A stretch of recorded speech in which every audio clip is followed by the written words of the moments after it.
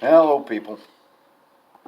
Finished the book, The Marne, the battle that saved Paris and changed the course of the First World War.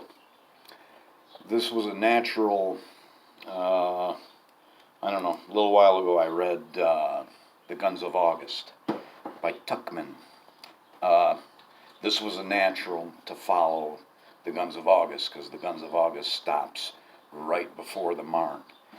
The Battle of the Marne, which is what it came to be known as. This was a really good book. I read it in just a few days. The book was written in 1962, but for some reason, this edition said it was published in 2002. I don't know, that's kind of odd. Usually it doesn't say that. 251 pages.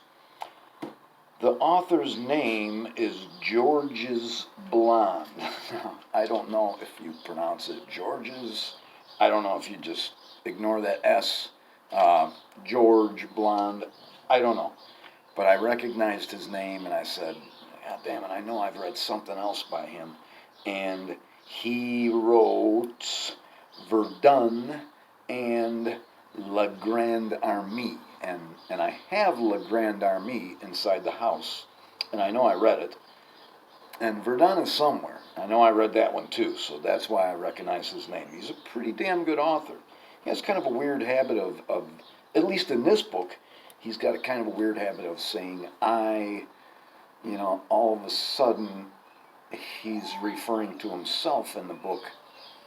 But he was a kid when all this was going on, and when he was doing that in the book, he was talking about things that he remembered.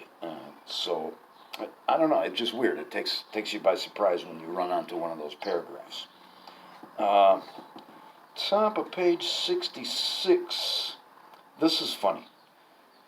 There was a guy named Lanzerac, and Lanzerac figures pretty prominently in that Guns of August, too. He's kind of a cantankerous French general, and he's right all the time. He gets an order and he says, well, I can't do that because blah, blah, blah. And he kind of exasperates his commanding officers. And then to make matters worse, he ends up being right. So they shit can the guy because he just won't unquestionably follow directions. Something is biting me. Top of page 66. The British Expeditionary Force, the guy that commands that, his name is French, which is odd. He's not French, he's English, and he's in France. So, and French is the guy that during the Boer War, he commanded these huge cavalry divisions, and the Boers had laid siege to Kimberley, and French ended up relieving Kimberley.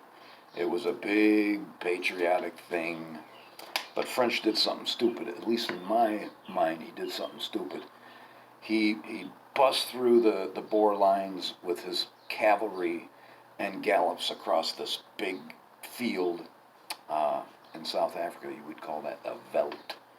And ends up galloping 8 miles. And so his horses are spent for 2 weeks. They have to take care of the horses and get them back on their feet.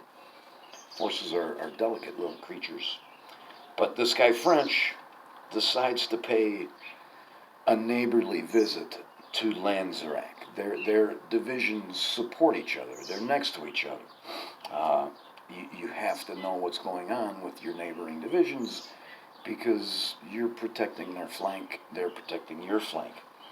So he's trying to talk to Lanzerac. Lanzerac doesn't speak French, doesn't speak English, and French doesn't speak French. So just, it's a really funny little thing here. French gets up and he points at a map where the Germans have been reported.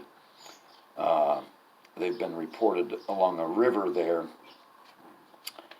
And French, at one point, had put his finger on the map at a spot where German troops had been reported. "Do you think they intend to cross the Meuse there?" He said this, of course, in English. Every time French had spoken, Lanzerac had impatiently asked, "What did he say? What did he say?" This time, when French's question had been translated, Lanzerac, with an almost imperceptible shrug of the shoulders, had replied, "Tell him the Germans have come there for a bit of fishing." I thought that was so funny. Lanzerac was really a dick. But he was a good officer, and the guy, every time he objected to an order, it ended up that Lanzerac was correct. And then we go to page 96, and this is von Kluck's reply to Moltke. And what it is, it's the second paragraph. What it is, I think this is what this is. Now let's read it first. First Army requests information. This is von Kluck talking to Moltke. Von Kluck commanded the First Army, the Germans. His was the farthest east, his was the largest, and his had to travel the farthest. So he's talking to Moltke. He says, First Army requests information on situation of other armies whose reports of decisive victories are frequently followed by requests for support. As a result of continuous fighting and exhausting marches, First Army has now reached limit of resources. Only thus could it have succeeded in opening up front to allow progress of other armies. We now hope to exploit our success. Instruction number 2220 from GHQ ordering First Army to take up position in echelon behind Second Army cannot in these circumstances be complied with. The plan to drive the enemy southeast cannot succeed unless the First Army moves forward. And this is important because Moltke had sat there brooding, looking at the map. Moltke knew what was about to happen, or he suspected he knew. And he wanted von Kluck, when he says to leave your divisions in echelon, he wanted von Kluck to form a front line between Paris and the rest of the German armies. There was an army inside of Paris that was ready to counterattack. Von Kluck had done all this work, and they were about to encircle some French armies. At least they thought they were. And he did not want to miss out on the fun. So he ignored Moltke's orders, which apparently in the German army at that time you could do. And it ended up being kind of a disastrous thing. Von Kluck immediately reversed himself and did some fantastic maneuvering and held his part of the front. But there was a lot going on in that little telegraph that he sent to Moltke. When von Kluck continues to go past, he goes east of Paris, and he's heading south. When he does this, and the French generals are sitting around, and they realize what's going on. In this book, that's the guy, his name is Galliani. In this book, he says, their flank is wide open. It's a gift. And in the Guns of August, he says, he presents his flank. It's a gift, which I thought was kind of a cool difference. Second paragraph, page 182. There's so much about the First World War that I don't know. And when you go looking around at used bookstores in the United States, you're only going to find things regarding the Western Front. I mean, they don't call it a world war for nothing. It was going on all over the place. Second paragraph, page 182. We've all heard of the Marne taxis, the miracle of the Marne.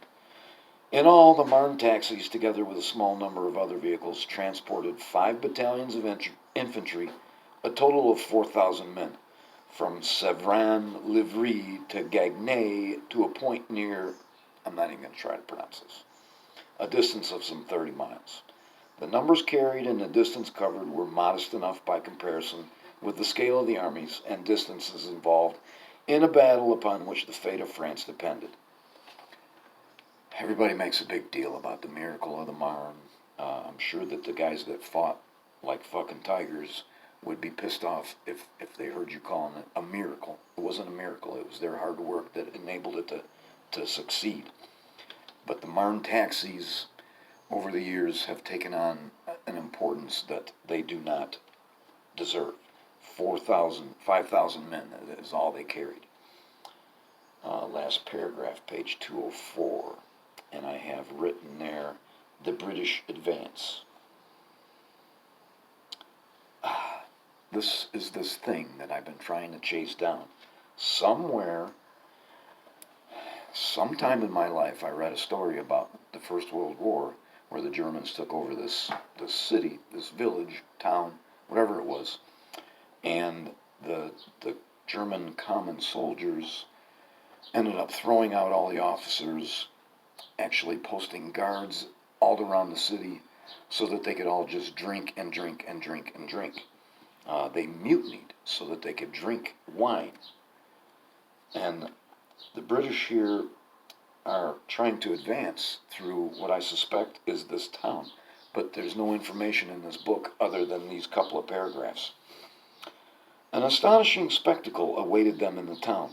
The streets were so thickly littered with empty bottles that neither vehicles nor cavalry could move along them. The horses would have broken their legs. Squads of men had to be detailed to clear the streets. According to the inhabitants, the last Germans who left were so drunk that they could hardly stand. And that's it. Those are all the notes that I have out of this. Thanks for watching.